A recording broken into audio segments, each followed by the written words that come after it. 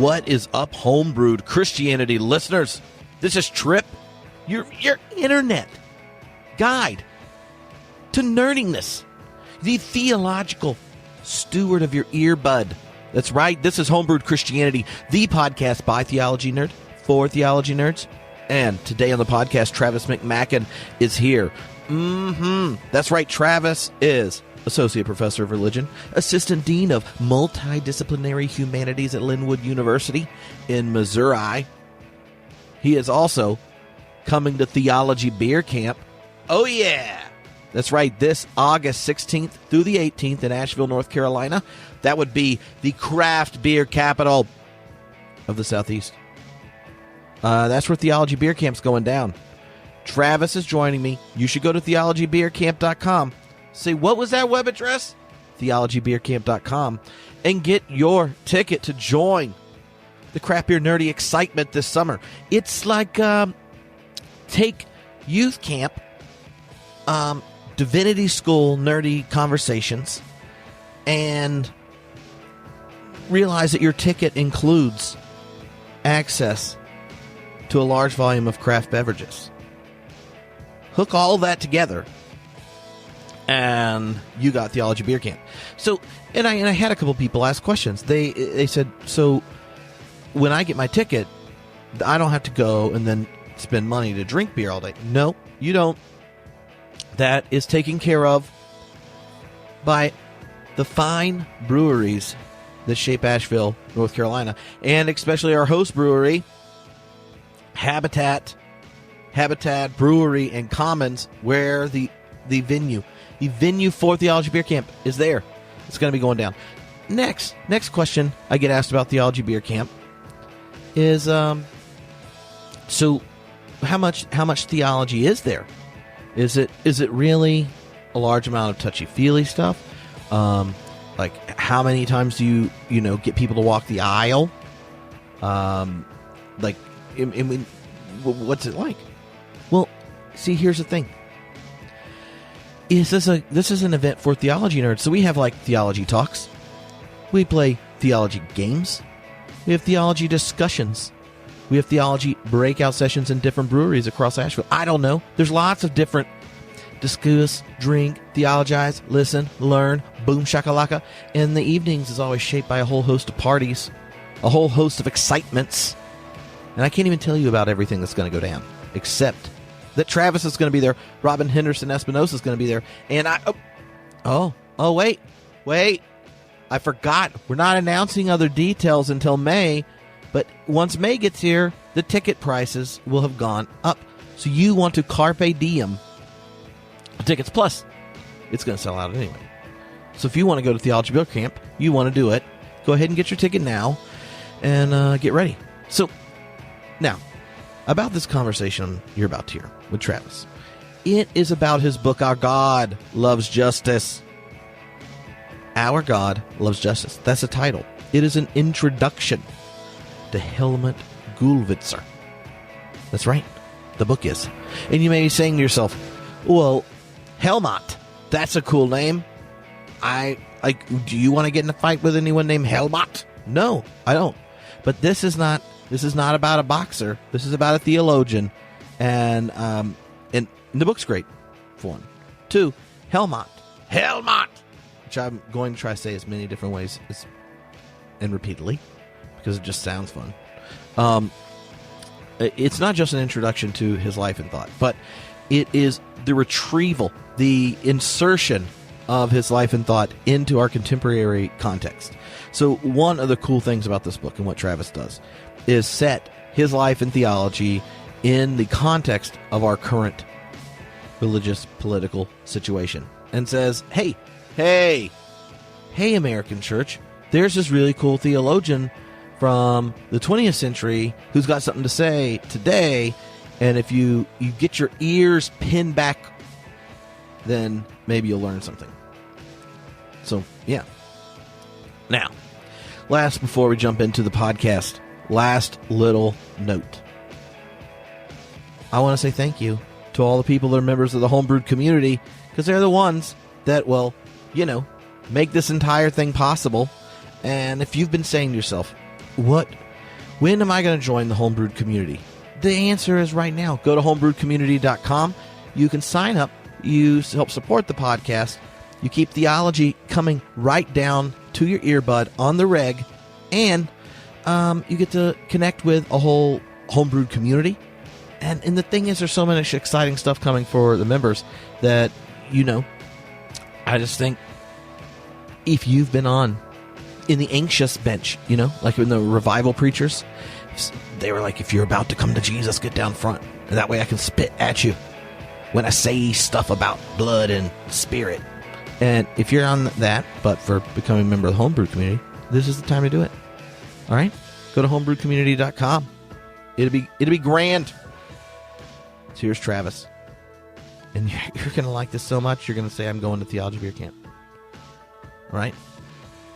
Enjoy. What is up, theology nerds? This is Tripp. And guess what? You don't have an idea? I'm talking to Travis McMaken right now. Right now. But you're experiencing it whenever it is you experienced it. Whenever it is you're experiencing it. Uh-huh. Just as the Lord ordained, or the lure can crest. That's Amen. What's happening. All right, Travis. So when you were in your PhD program. Yep. And you said... A long time ago in a galaxy far away, it feels like. Well, you were sitting there and you said, I wonder if this degree will fit me to participate in 3 days of day drinking and theologizing in Asheville, North Carolina. And you said, I pondered it constantly. I know. And the thing is, you look at Bardians and you're like, they're probably not cool enough to do that. Most of them. Especially American ones. Let's not talk about German Bardians. Everyone knows. That's a whole different species. Beer camp is graduate school in Germany. But that's why they just read for their degrees. I thought it was kindergarten. Anyway, you're going to be at Theology Beer Camp, and I'm pretty pumped about it. Me too. Also, you just had a new book come out. Yep, Our God Loves Justice. He does. And I support... Or she. Or they. I support justice. So, okay, now that... tell me about the book before we get distracted. Yes, before we get distracted. Yeah. The first thing you need to know about it is that it's a good book. Uh-huh. That makes a lovely addition to anybody's library. And really livens up the place. I am very happy with how the cover turned out. I sourced that cover photo directly from the Protestant Church Archive in Berlin, and I'm really glad that we were able to get it on there. This book is kind of a book that I wish I had read when I was an MDiv student, when I was not yet super alive to a number of political issues, but coming out of a pretty evangelical background, a pretty conservative North American Protestant background, when I would have been primed to pick up on how the Protestant theological tradition can go in interesting political directions and not necessarily the ways that you would think it would necessarily have to go, given the North American context. So what I'm hoping to do with this book is show folks that the connection that you generally get between Protestant theology and politics in North America is not the only possible connection. Mm-hmm. And in the book is a narrative and the theological development, and also an introduction to Helmut, which is like, what a cool name. Helmut Gollwitzer, yeah. But I feel like Helmut just sounds like if there was like a WWE for theologians, and Helmut would have a sweet entering the ring like sound, and if the cover's legit, like he's rocking a pipe and just looks like a theologian that wants to stick it to capitalism. Just the guy was really hardcore, and I mean, there's this tendency in English language theology publishing to get these pictures of theologians when they're kind of really old and cute grandpa looking. Mm-hmm. And I couldn't find a good photo of Helmut when he was really young, but at least in this one, I feel like you get a sense of energy and dynamism from him. He's not old and decrepit and weak looking. He's somebody who still can get out there and mix it up with the questions of the day. And I mean, Gollwitzer was seriously hardcore throughout his whole life. I mean, everybody described him. He's really short, but just a little ball of energy and super feisty. And if you know his biography, which you'll get from the second chapter of my book, just lived through a lot and survived. Part of the confessing church prior to and at the beginning of World War II, conscripted into the German Wehrmacht, the German army, fighting or occupying France, and then on the Eastern Front serving as an ambulance corpsman, captured 5 years as a prisoner of war in Russia, comes back to Western Germany and is involved in all of the major German social and political issues. He gets arrested at protests, and I've seen pictures of him from newspapers with the police like dragging him out of protest lines. Just always out there, ready to mix it up and fight for justice, like he believed God wanted him to. And and you mentioned this a little bit earlier, that this book, you really would have loved engaging it in your MDiv and such. Can you describe how you see our contemporary North American context as needing another option, or what is that relationship of religion and politics that's assumed you're wanting to call into question by telling his story? Make me spell it out, Tripp? Yes, spell it out. Spell it out. Is this about the war on Christmas? It's kind of. Kind of. In the past year, we've seen lots and lots of journalistic work on evangelicalism. People are starting to ask some tough questions about the connection between some of this conservative Protestant theology that you get running around for the last 100 years or so in North America, and some of the political outcomes that we're seeing, and wondering if there's a necessary connection there. In the book, I trace it back a little farther. At one point, riffing off of Jim Wallace a bit and his idea that racism is America's original sin. And I talk about the spirituality of the church as America's original heresy. It grows out of all of those debates around abolition and slavery in the middle of the 19th century, and people wanting to say, no, the church is not about political things. It's some separate kind of institution with separate kinds of concerns, and you can't raise these kinds of questions. So you get this whole development in Protestant theology broadly, and you still see it in the mainline as well, where there's just this skittishness when it comes to talking about politics. And so the only Protestant Christians in North America these days who really feel comfortable talking about politics and connecting dots between their faith and political issues are the conservatives. And that can, make it seem as though engagement or support of or investment in the tradition of Protestant theology necessarily leads you in a politically conservative direction.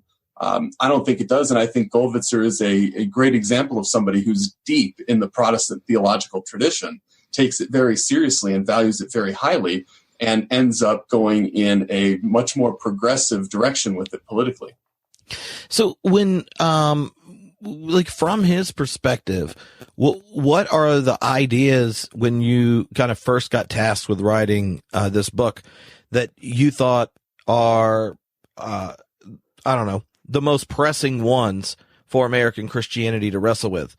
Like, if you're sitting down with, I just got to MDiv Travis, and you're talking to yourself back in time, like what are those, what's that first few ideas that you're like, if you take these seriously, there's a whole lot of assumptions that might not make it through your MDiv process?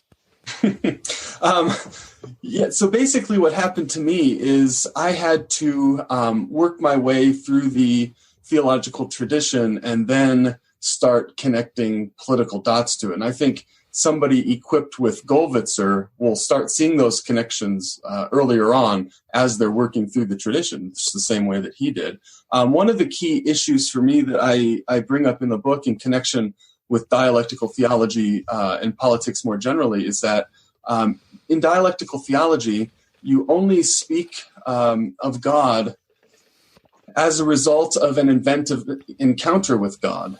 And consequently, because everything has to take its bearings from that event, and that event happens at a particular place and space and time to a particular individual, all theology is necessarily contextual. And this is something that I think Barthians, some Barthians anyway, could do well to emphasize more. I think it's a deeply ingredient into everything that Barth is doing in dialectical theology more broadly. But it's really important to realize that all theology is contextual theology. And what Gollwitzer does is he highlights this for you precisely on dialectical theological ground. And if all theology is contextual, that means all theology is necessarily political as well, because everything is political, whether by commission or omission, to use the traditional words from the prayers of confession in the Christian tradition. So one way or the other, you're being political in every single moment of every single day of your life. And your theology is either funding a politics that liberates or a politics that oppresses. There's no third option. So if we recognize dialectical theology means all theology is contextual and means all theology is political, you're starting to connect those important dots. I think one of the challenges in being heard saying that is the tendency for people of privilege, especially ones in the current empire on behalf of Jesus, is that there's a myth of non-political religion and this desire to separate politics and religion, the same way we want it out of our football. Like, you can have whatever opinion you want, just don't do it during the football game. And I hope you lose at the ballot box. But yeah, so the one of the challenges I think we have that I guess got amplified even worse in Germany is how it's our tribalism, our nationalism, our economism, and these type of things are bracketed off from any parts of our life and existence we call spiritual or religious. Yeah. There's that great quote that it predates it, the Usual Suspects movie. We were talking about 90s movies a little earlier. This quote predates it, and I tracked it down to the original in the book, but it's the idea that the greatest trick the devil ever pulled was convincing the world that he didn't exist. The same thing is true of politics. I mean, the greatest trick that politicians could ever pull is convincing you that there's an area of your life that's not political, because that just allows you to be manipulated that much more easily because you're not paying attention to how these dynamics are playing out in every moment of your life. So yeah, this idea that there are somehow political free zones is highly problematic. And I think it comes down in part to a misconception of what politics is. We think politics necessarily means lobbyists and elected figures in Washington or whatever our state capitals are, when in reality, politics is ultimately just trying to live together in the world with our neighbors and with those around us, and taking up space together and negotiating exactly what that's going to look like. And throughout human history, we've had more complicated and less complicated forms of that. But at the end of the day, that's what it is. And if our theology and our encounter with God doesn't have something to tell us about how we should organize the way we live together, then there's something deeply wrong with our understanding of God. Well, what if you happen to live in a country where God has finally ordained and brought to pass a true leader? You know, at that point, you start having to ask the question of which God are we talking about? I say that because I know plenty of people. It makes no sense to me in any part of their past life to have supported Donald Trump.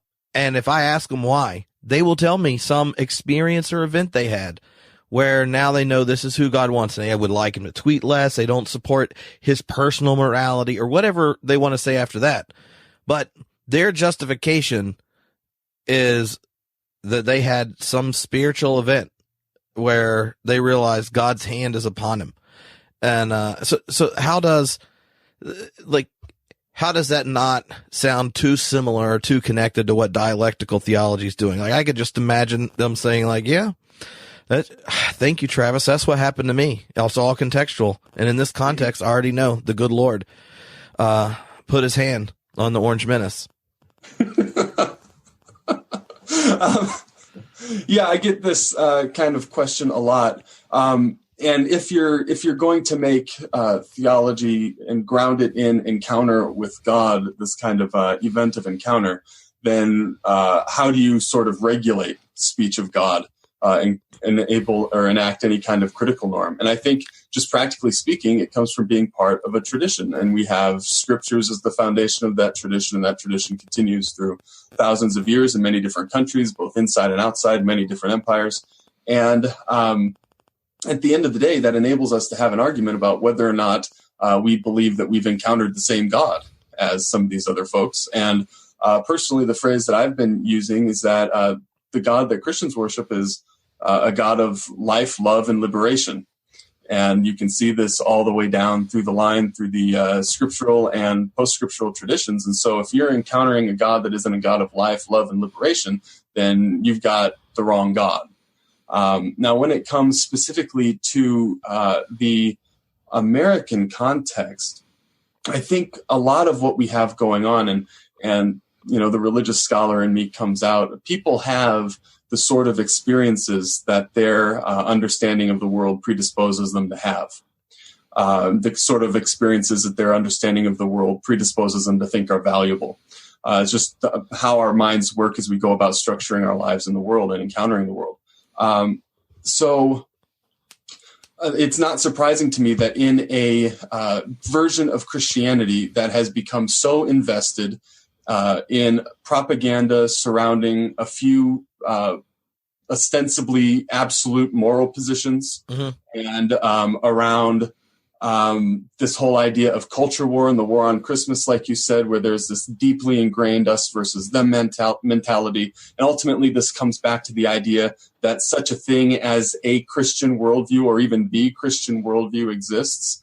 These are the sorts of experiences and the sorts of outcomes that we should expect to see under those conditions. And one of the things that I love about dialectical theology, and it's not the only tradition that can supply this, many of the different contextual and especially liberationist traditions can supply this kind of distance, but dialectical theology tells you that as soon as you think you've got a Christian worldview, you're wrong and you need to revise it.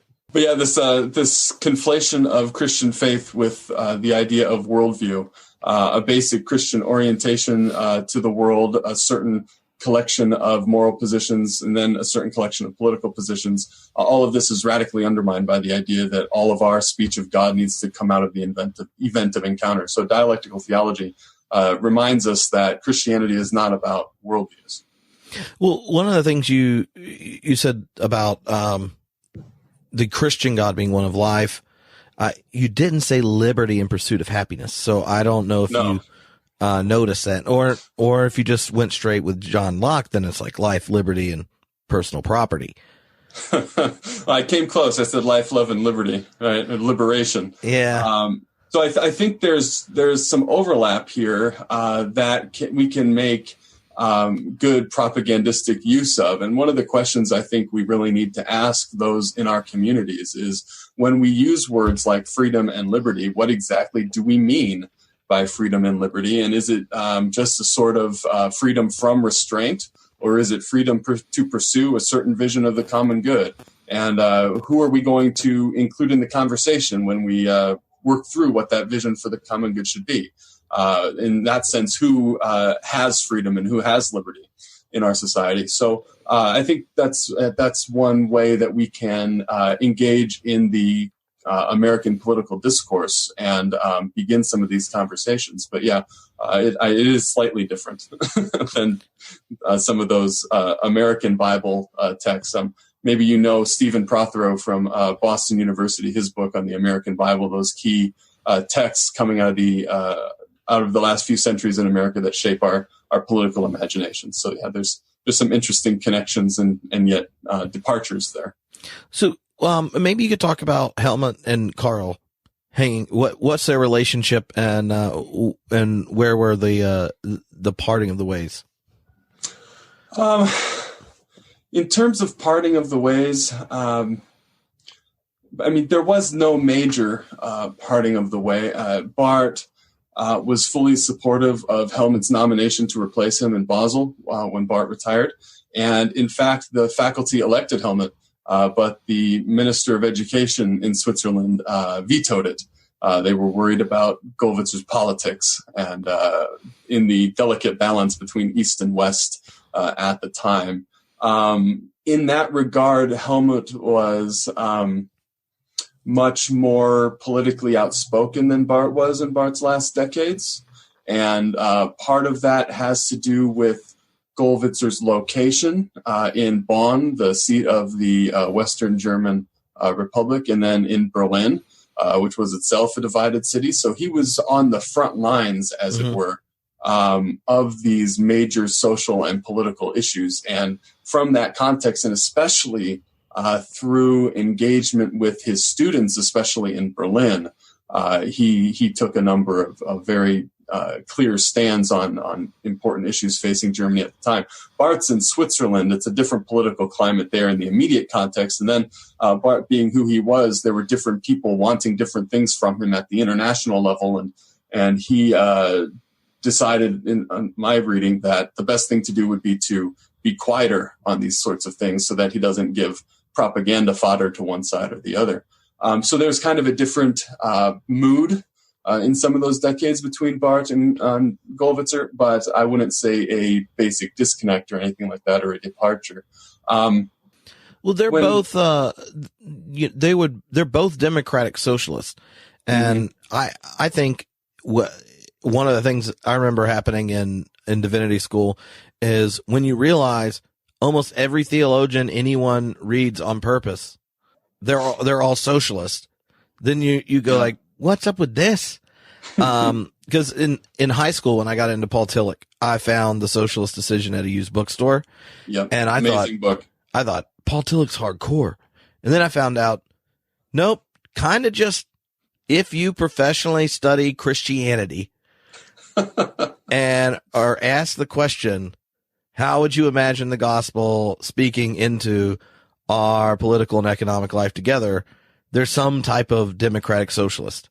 Can you describe that? Like, how much of it do you think is connected to like their context in the sense of the live political options there? And how much of it do you think is just kind of obvious if you do Christian theology? I mean, I like to just think it should be obvious, but I think it should be obvious that, becoming is primary and that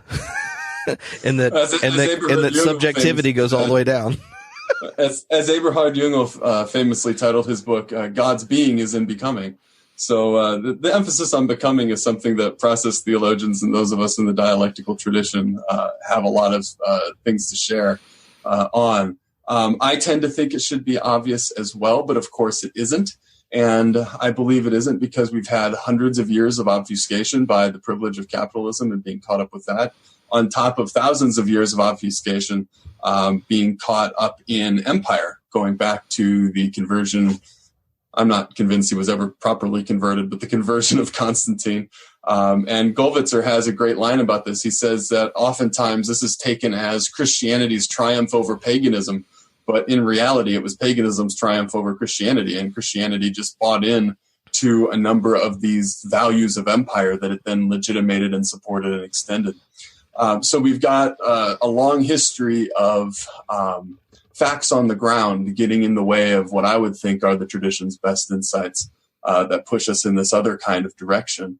I spend some time in the book with Gollwitzer thinking about the democratic side of democratic socialism. And I think that for Gollwitzer, a lot of his emphasis on socialism results from a commitment to democracy.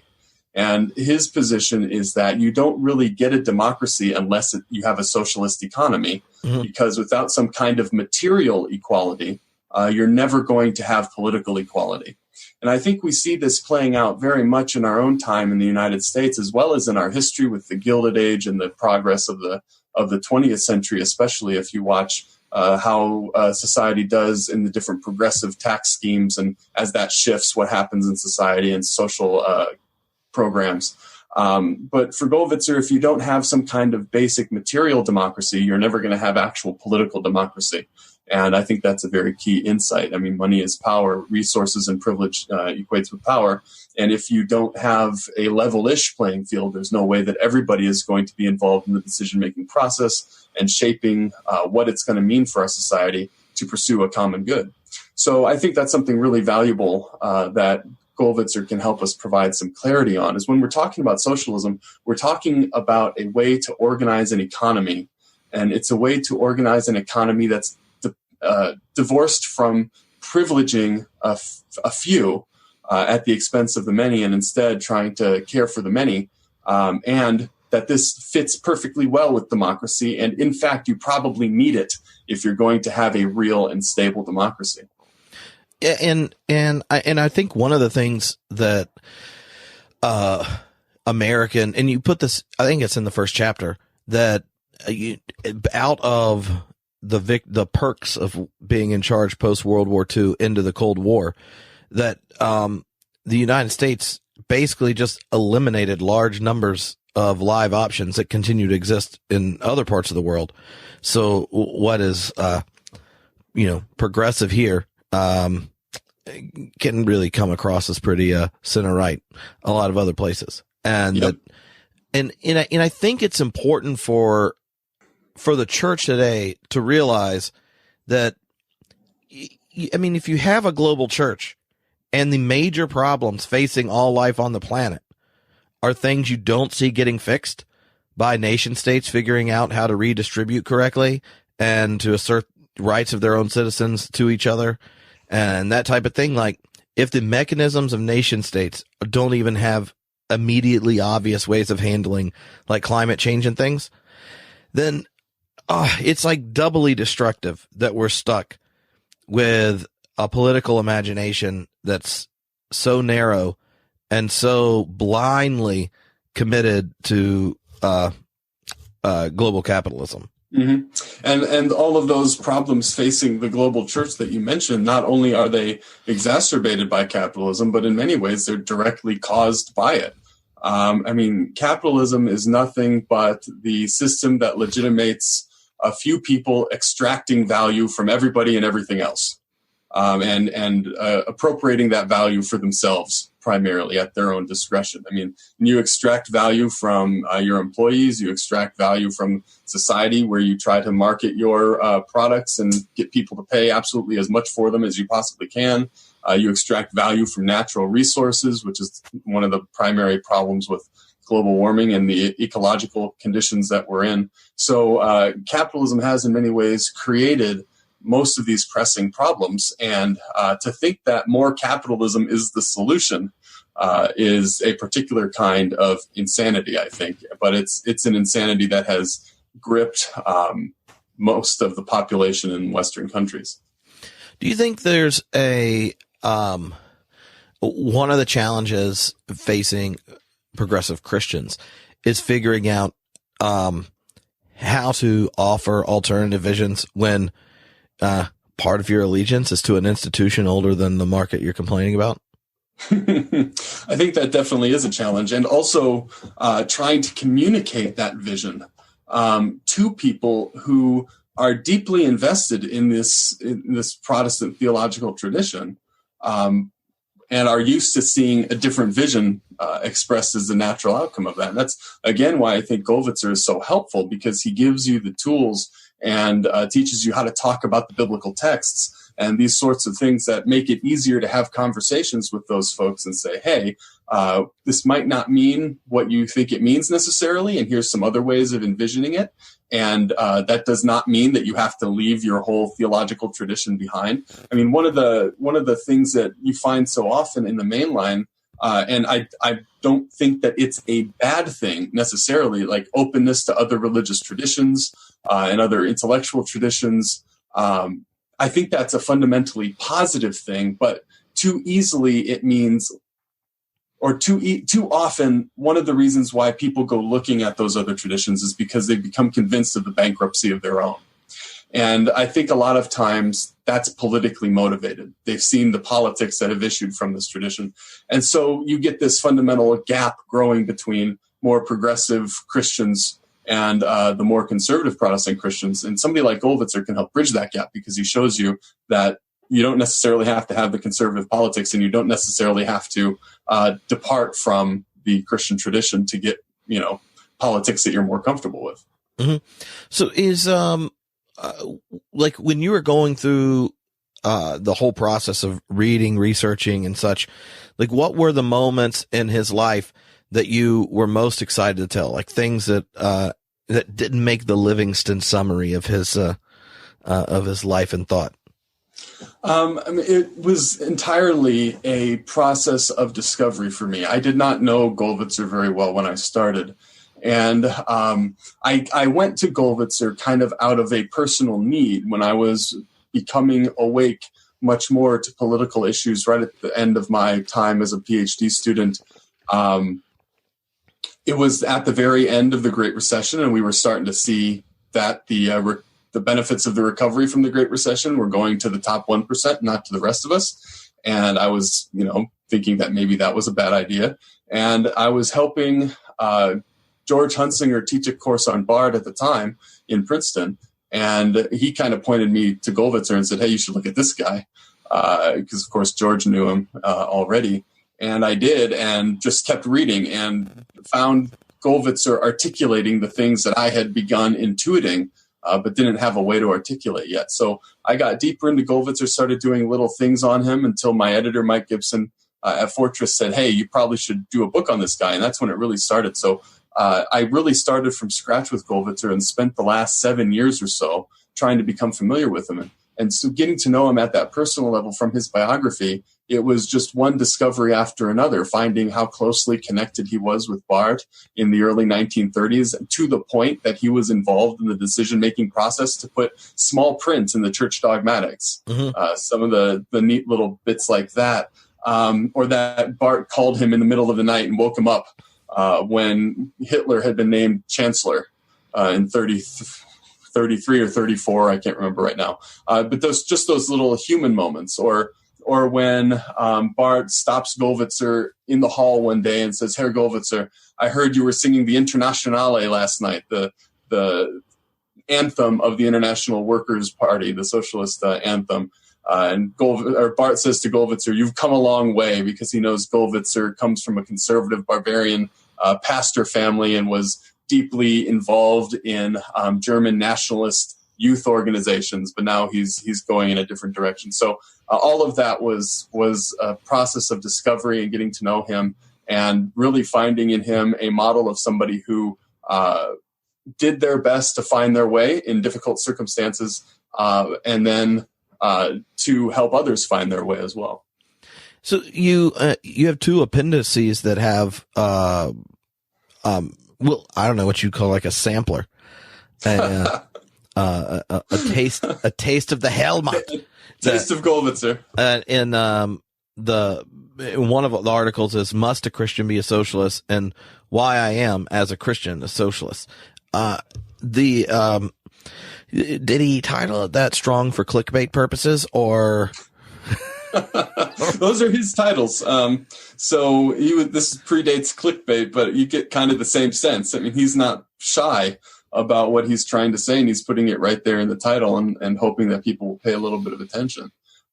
So one of the problems and one of the reasons it took me so long working on this book is because so many of the sources are in German. And I'm not fluent in German. I had to work through it very carefully. So there are some of his works in English, and enough to get a good sense of his general orientation, but they're also easy to interpret if you don't have the bigger picture that some of the German works provide for you. So I really wanted to get a couple key texts into English, specifically addressing the socialist and political side of his thought.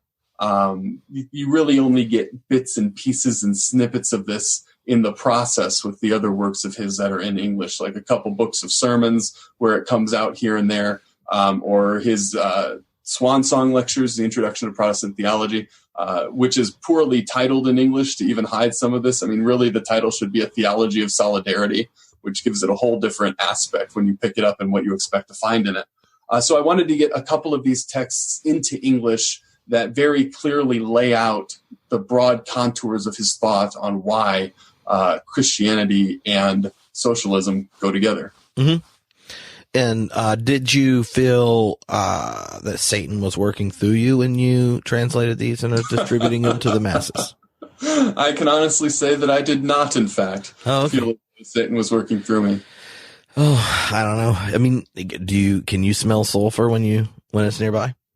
Usually I'm pretty good at detecting the presence of imps and minor demons and things like that. Oh, that's what I like to hear.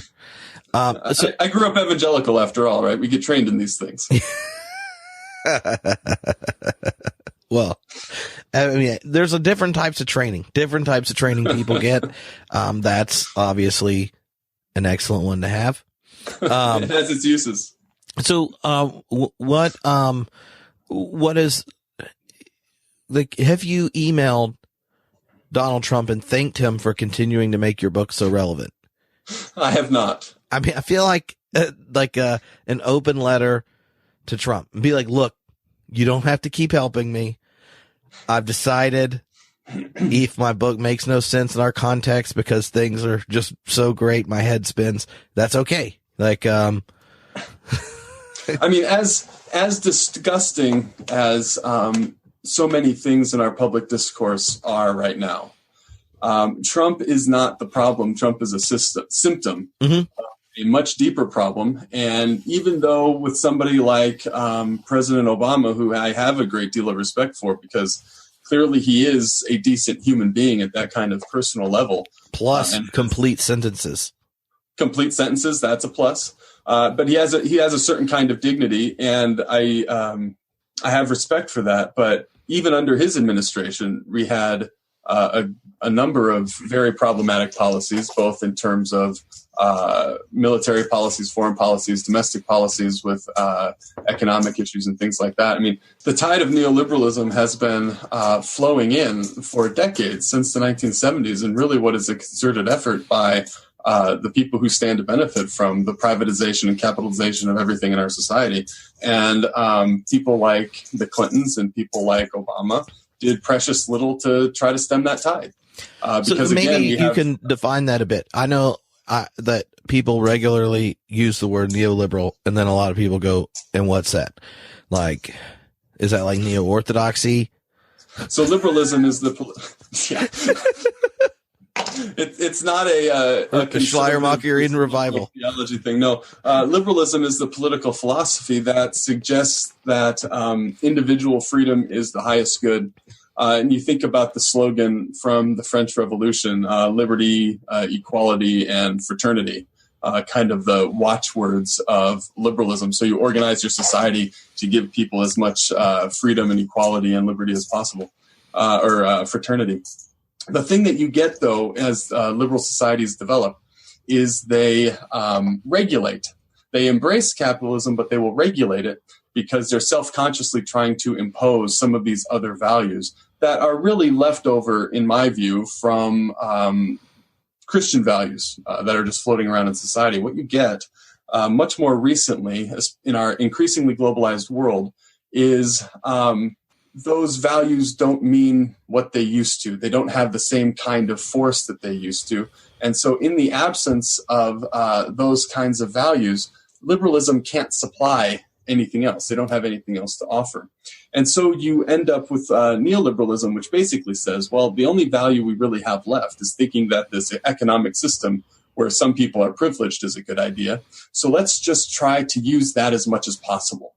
And so this is why you get a drive to privatize public education. Or you get, like in my state of Missouri, you can't just go to a government office to get your driver's license renewed. They've got that contracted out to private vendors, right? So you have privatizing of what used to be thought of as public resources.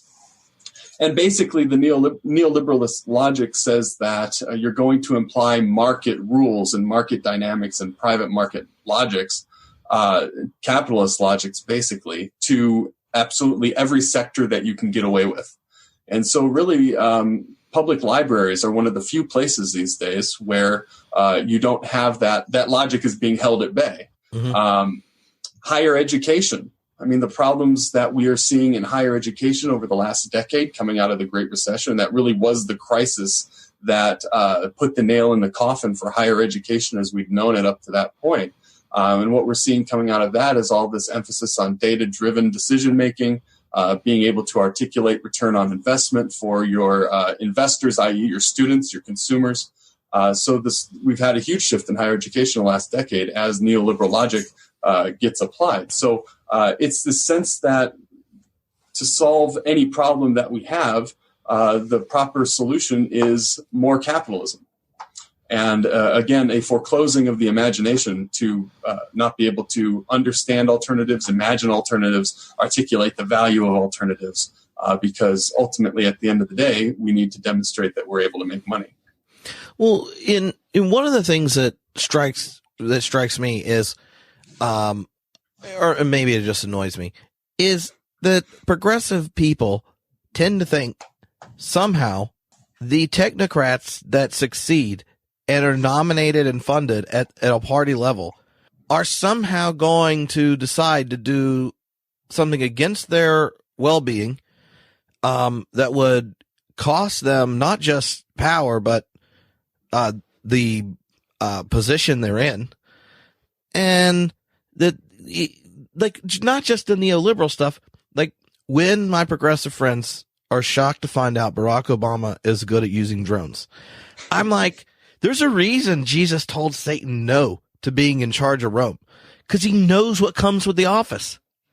You know, like that, the shock that a system that's built to do something really well, you know, does it really well, is odd to me. And I wonder how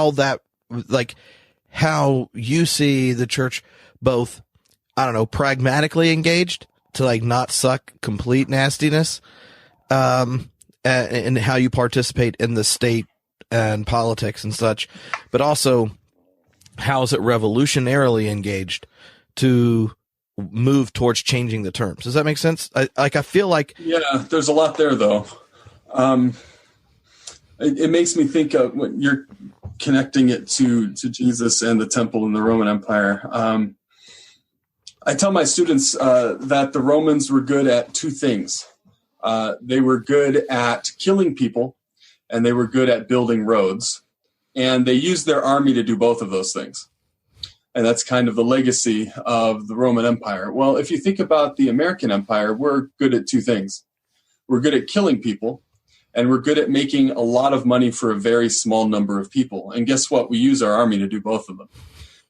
So there's some interesting parallels to be had there. But in terms of the role the church can play in all this, I mean, Gollwitzer was once asked, more or less, why do you stay in the church? The church is such an inherently, or it seems to be such an inherently conservative organization. As you mentioned earlier, you've got all of this history going back well before the rise of anything like modern capitalism and so on.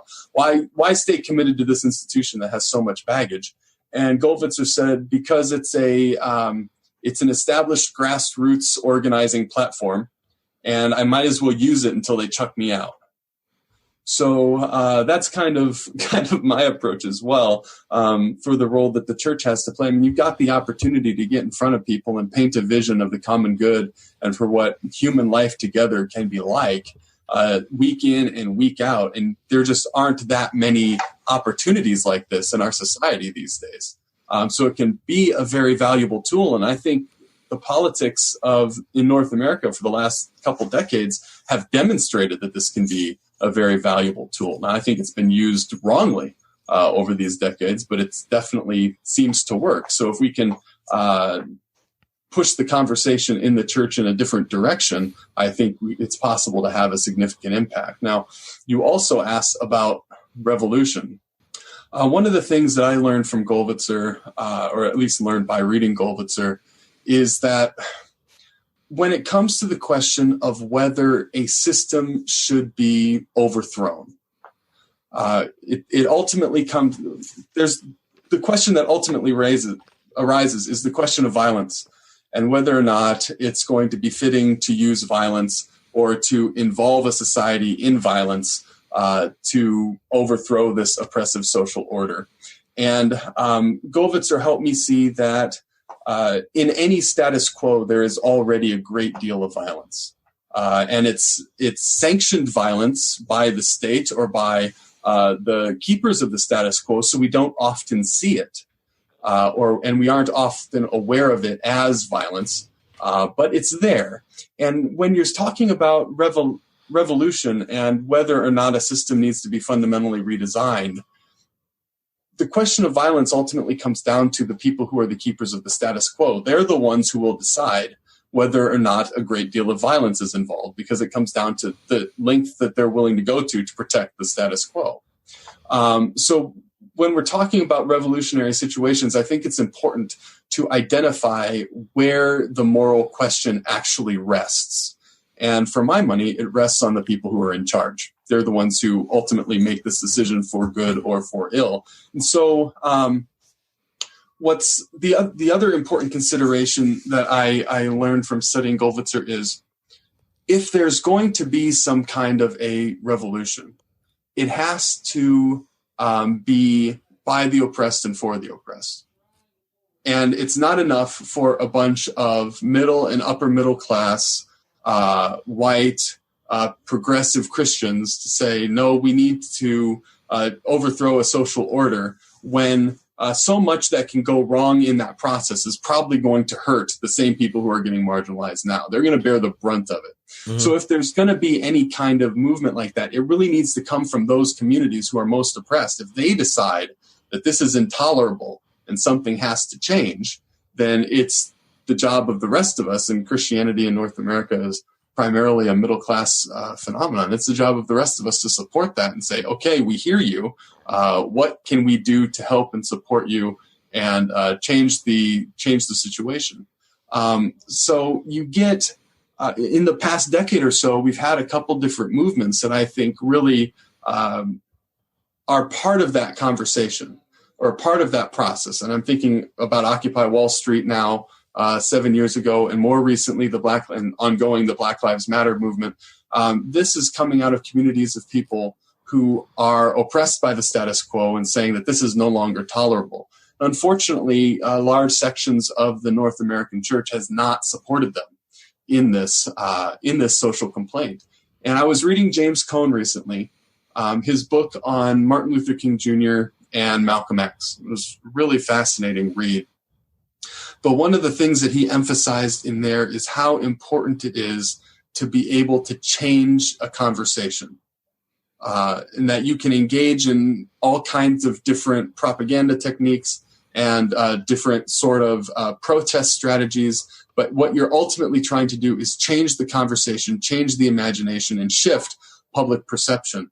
And if all of those folks who view themselves as somehow progressive Christians showed up in the same place to support the rights and end the oppression of some of these communities, and were willing to stand up to state-sanctioned violence on their behalf, then maybe we'd start to be able to change the conversation. Then again, maybe not. You never know until you try it. Let's say hypothetically, there's a country that puts a third of a particular race men in prison, which ends up disenfranchising them from participating in a democracy, provides large numbers of children state violence that broke their homes, keep them in a cycle of poverty, and then give large numbers of their poison large numbers of their population while young, give them asthma, maybe all sorts of chemicals that people of privilege do, and they drive by their cars and all sorts of things. Like if you were in that situation and then complained that at a protest they broke a Starbucks window, you're telling me that Helmut would say, well, violence was already being done to them quite a long time ago, and you might not want to lose your biscuits about a Starbucks window, or because that sounds that's making me uncomfortable. I mean, that's exactly what Helmut would say. He'd say, forget about the Starbucks window. You've got lots of other violence going on here that needs to stop. And this is one of the things that I think was so revealing looking at the different protests that happened in connection with Black Lives Matter and Occupy Wall Street. The state was not slow to use a great deal of violence to what, in their view, was to contain and control some of these protests. And if you look at what was happening there, most of this violence that was used was all about protecting property. I mean, clearly it wasn't about protecting people, because the state was prepared to hurt quite a number of people in these actions. It was ultimately about protecting property, to make sure that Starbucks window didn't get broken, or that row of shops didn't get ransacked, or what have you. It's about protection of property. And then you look. Well, it had the new blonde espresso sign on it. So, I mean, like they're doing hipster roast now. Come on. Well, the thing that it just struck me when you looked at those white right-wing folks who occupied those federal lands up in, was it Oregon, a couple of years ago as well. I have all the details in my book. I looked it up and wrote it down. But the government just sat and watched them for a long time and took them down mostly peacefully. And sure, there were other dynamics involved, like those folks had guns and the BLM folks didn't. Those folks were white and the BLM folks primarily weren't. But there's also the sense of those white folks with guns weren't threatening property, weren't threatening economic interests, where Black Lives Matter, Occupy Wall Street, those guys were making an economic impact. So the state is prepared to defend property, even to do harm to persons in order to do it. And Gollwitzer helps us, and he explicitly makes the distinction between violence against people and violence against property. And if we can separate those things in our mind, I mean, clearly one is a far more serious thing than the other. And if the state is prepared to do violence to people to protect property from violence, it's got its priorities backwards. Well, one of my friends, who I don't know if he wanted me to, I don't know if he'll want his name attached to it, but he's a prominent liberation theologian, joked with me, and I was like, that's a good idea, that all of Occupy Wall Street and Black Lives Matter should wear t-shirts and all go buy AR-15s on the same day. And see what kind of new legislation and gun control could get passed. Right. I mean, I had a friend who made a similar kind of joke. He said, let's put together a super PAC to raise money to buy guns for black folks and see how long it takes the NRA to pass some gun control legislation. It'd be an interesting social experiment. Yeah, and I think underneath that is it's revelatory of just what culturally gun control debates are really about. And I mean, having recently moved back to the South, I've hung out with enough of my NRA friends to know that it only takes 2 drinks and a couple sarcastic comments for them basically to say, well, of course you need an assault rifle in case the government gets out of hand. And and I'm like, one, I think you think you're a little too gifted with that assault rifle. I don't know if you've noticed what happens when people get in fights with the United States, our military, or especially our Secret Service, but it doesn't end up going well. Like I said, we're really good at killing people. I know. Use our military to do it. I've got a colleague who is a retired major in the Army and did both signals intel and artillery.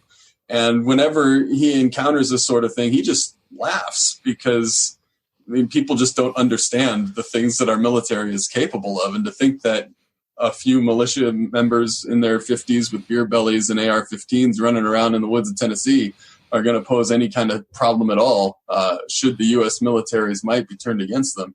It's laughable. And so this is it's all tied up with myths of redemptive violence and the myths that go into how we talk about the founding of our country.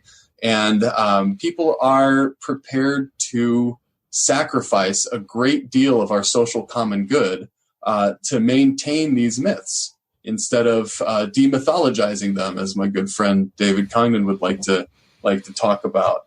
in connection with Bultmann. So we need to tackle these myths and show that there's other ways of being out there that are much more Christian.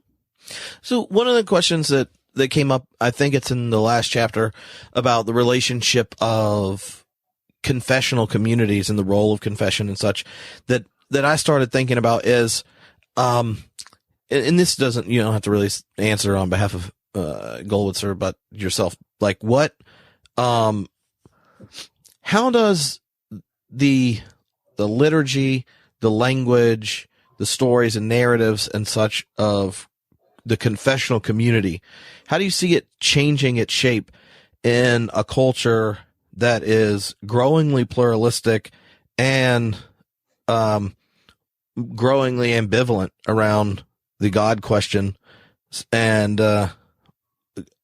just general illiteracy about the biblical narrative and such is growing? Like, how do you see the question or the identity of confessional communities being held?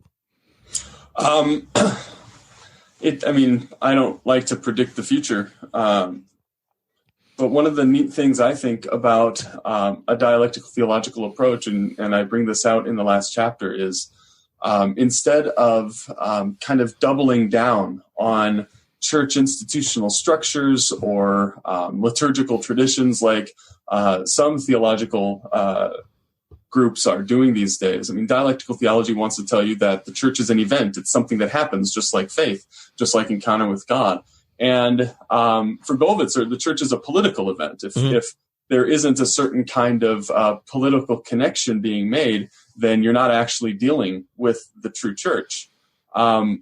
So I think when we realize that the church is not smells and bells, and the church is not a group of people gathered in a certain kind of building at a certain day in the week, instead it's a political event, it helps us break open our imaginations. And in dialectical theology, I think we're given the resources both to take very seriously the tradition that we have and craft it very intentionally to shape our imaginations in these important ways, but also to use other means of shaping them and to engage with other traditions and other forms and other modes and other institutional models, and not be so concerned about maintaining the ones that we have. If the church is ultimately a political event, it doesn't necessarily need the Presbyterian Church USA or the Episcopal Church or the Southern Baptist or what have you to occur. It's going to occur one way or the other if you have any kind of trust at all in the workings of the Holy Spirit. So I think it frees us both to take the existing institutions and liturgies and forms very seriously and shape them with intent, but also to depart from them if that's what our community needs and what we need to bear faithful witness to the gospel of the God who liberates the oppressed. Well, one of the things that is exceedingly frustrating for me are how many of our theological friends will locate fidelity to the tradition at the level of its grammar or something like that, where part of being Christian is properly organized doxology. And in the sameness that they're imposing on the life of worship is one that's, heritage is politically problematic for me. But the other part is like I've been a minister at 3 different churches, and I don't think I ever was at one that, 10% of them could describe the Trinity in a non-heretical way. I've never been at one, even conservative ones I've worked at, where there weren't multiple different religions in the room every Sunday at worship, and whole families where you have people that practice multiple religious traditions without a weirdness about it. Like the lived, embodied religious spiritual experience in today is one that makes no sense to me. Like, if part of us as theologians is helping organize people's grammar so they can finally really be a Christian, that's just offensive to me. At like the number of humans who I've served communion to, buried, baptized, who then don't count as Christian, it blows my mind. And I don't, and I mean, this is one of the reasons I like dialectical. Obviously I wouldn't put it on my my front page. But one of the things I like about dialectical theology and the event nature of it is it doesn't have a level of arrogance around the content of faith that it goes around imposing. Right. And again, talking about my friend David Congdon, his book, The God Who Saves, deals with a lot of this very helpfully. And he makes the point that the encounter with God is preconceptual. It's not something that comes with a bunch of intellectual baggage. It's something that occurs, and that then we need to use whatever intellectual tools we have available to us to try to understand and to try to articulate. And the same thing goes with the church's forms. As communities of people get together and try to express and articulate these things, it's going to take different forms that make sense in those different communities according to the resources that they have available to them and what's meaningful to them. And I think that that's a wonderful thing. And we need to encourage communities to think about it like that. I keep just, whenever I talk about this, I think about that classic 80s power ballad song lyric, hold on loosely, but don't let go. I mean, we need to hold on loosely to our traditions, even while not letting go, but giving them that kind of room to evolve and develop and assume different shapes in our own communities and in communities other places without worrying about trying to impose some kind of uniformity. Because the fact of the matter, as you just said, is that kind of uniformity never exists and has never existed. And for me, it's just a complete waste of time to try to make something like that happen. Well, so one of the things that I think leads a lot of ministers to at least be tempted towards a more narrow understanding of the tradition and confession is then just how theologically demanding being a minister is if the lived experience of each member, the cultural and political context of the church itself, and things becomes the very place you're called to speak into. And yet it also, it's like they're dodging or feeling anxiety around one of the most beautiful opportunities humans have. Like it's not the growing distance we put between ourselves and gathered communities is intensifying. And the idea that we wouldn't, treasure that space and honor it by wanting to honor all the people that are present when we gather, seems odd, but I also get how overwhelming it can feel to do that, and isolated if you're. Yeah. I mean, part of me wants to say nobody ever promised you that following Jesus would be easy. Really? Yeah, that's nowhere in the Bible. That it's going to be easy. If you put your shoulders into the work and you lean into the yoke, the burden will be light. But light doesn't necessarily mean easy. It just means that able to be carried, and that you can find a certain kind of freedom and vitality in it. But Jesus also says he comes to bring the sword to divide people from one another over various hard teaching. I mean, it's not going to be easy. It's never going to be easy. But I think when we understand it in the sort of ways that you and I are articulating, it takes some of the pressure off, because you're only ever responsible for what you're saying in that moment and in that specific time and place. Now, you are very responsible for what you're saying in that specific time and place, but that's all you're responsible for there. You're not trying to articulate perfectly some eternal theology that has to be represented exactly here and now, or you've done your job wrong. No, you're trying to express and bear witness to the experience that you've had and the experiences of God that the people in your congregation have had. And this gets me excited. I mean, maybe it's partly part of the reason it's just a personality thing. I mean, I run an interdisciplinary studies major, and I get excited about it because I get to dabble in a lot of different areas and learn a lot of different things and make interesting connections and think interesting thoughts. So that sort of thing, the kind of situations we're describing and imagining, actually excite me a whole lot more than imagining that I would just have to spend my time in some back room poring over ancient theological tomes and thinking that nothing new needs to be said today, and I just need to find some way to take these and download them into people's heads. I mean, that sounds dreadfully boring. It does. It sounds dreadfully boring. So, and I'm one of the guys who reads that stuff. I mean, I read Schleiermacher and Turretin and Calvin and Augustine and all these guys. Like, I read those old dusty tomes and enjoy doing so. And it still sounds deadening and stifling to me to imagine that all that the Christian life means and all that Christian ministry means is trying to replicate these things. No, there's a pressing and fresh task that greets us every morning. So, when we're thinking of the different beers we're going to brew for Theology Beer Camp, and what is what are your favorite beer styles, and what should we be putting on the agenda? Because I get to a meeting with Matt, the head brewer, this evening, and we're going to be mapping out our beers for beer camp.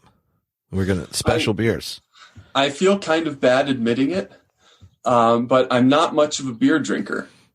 You can do all things through Christ who gives you strength. This is true. I mean, I'm much more of a hard liquor kind of guy. I drink whiskey, bourbon, Irish or bourbon generally. So that's what I know better. When I drink beer, it's usually Guinness or a Black and Tan or something like that. So if you can put bread in a glass for me, that'd be great. Oh, well, I mean, the export stout. See, the thing about Guinness is it's so filling and so low in alcohol. It's the, it's just like PBR, but darker.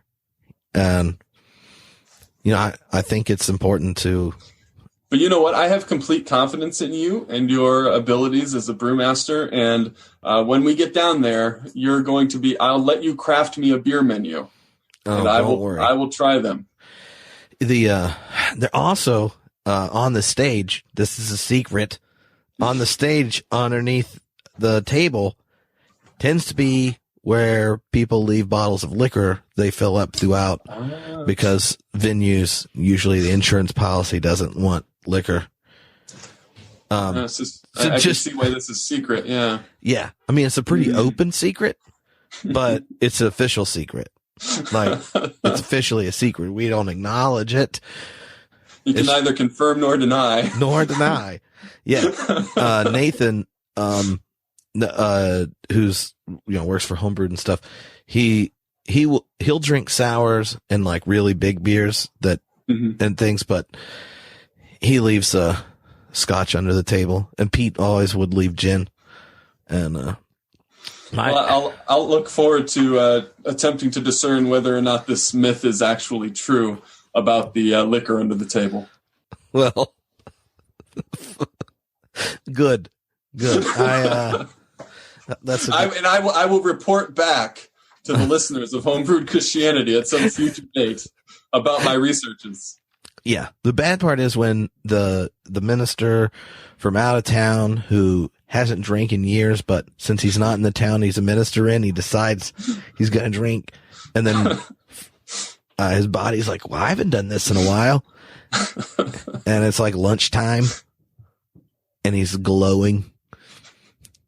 And earlier that day, you're like, are you going to sing karaoke tonight? No, I'd never do that. Then nighttime runs around and homeboy has friends in low places. But we all know Travis is going to be singing Hold On Loosely. Maybe. Hold on loosely. Boom, boom, boom. Don't let it go. I'll just listen to you. It's so much more pleasant. Communal singing is really one of the first rituals that made us human, where collectively transmitted and shared emotional experiences happen. So that's true. So I found that Theology Beer Camp, you never know what type of religious trauma people may have had. That you do hymns, like, oh, we'll do beer and hymns. Then there's like a group that's like, oh, no, you do more contemporary music. Others like, no basket. But 90s songs, like people are like, oh, I could do that. Do you realize, Tripp, that we're as far from 90s music as we were from 70s music in the 90s? Yeah, but 70s music was cool in the 90s too. That's true. I'm just saying, it scares me and makes me feel old. Oh, yeah. I feel like, I'm 35 now, which basically means the next time I have a birthday party, I'm 40. and And like all in the last like 2 years, I went from thinking I was young to going, I'm going to die soon. I don't know. Like I remember the adolescence, like, oh shit, we die moment, but not the like, it could be not that far off. Yeah. You're like, whoa, I hadn't thought about this, but I mean, I hadn't actually put it on my calendar yet. Right. Now you can kind of plan what year it's likely to be this decade out there. I know. I'm like, I'm teaching a class this semester that's just freshmen. And I've never done that before, just freshmen. And boy, has that made me grapple with just how much older I am than these college students. I mean, by the time they're upperclassmen, they're more like grown-ups, and it's not so obvious. But freshmen, oh my God. So that has been it's been a lot of fun, but it's been an interesting experience. Mm-hmm. So, so who else should we get to come to beer camp? Everybody should come to beer camp.